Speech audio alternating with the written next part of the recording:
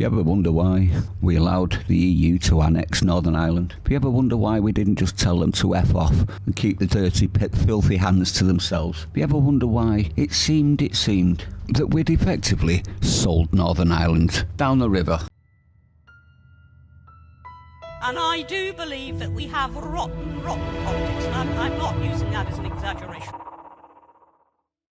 These are proud people that want to be part of Britain, and this is proof of that fact, that it was completely disregarded, and it was disregarded for the one sole reason of staying in the European single market. This is from the horse's mouth itself. Have a listen to this. About doing it. I think the other thing to say is, because you talked about Northern Ireland, that is the prize that is on offer.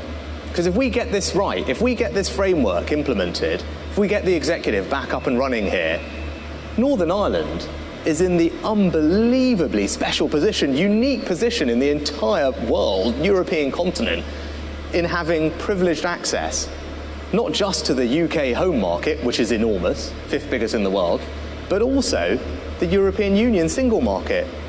Nobody else has that. No one. Only you guys, only here. And that is the prize. I can tell you, when I go around the world and talk to businesses, they know that. They're like, well, that's interesting. If you guys get this sorted, then we want to invest in Northern Ireland, because nowhere else does that exist. That's like the world's most exciting economic zone.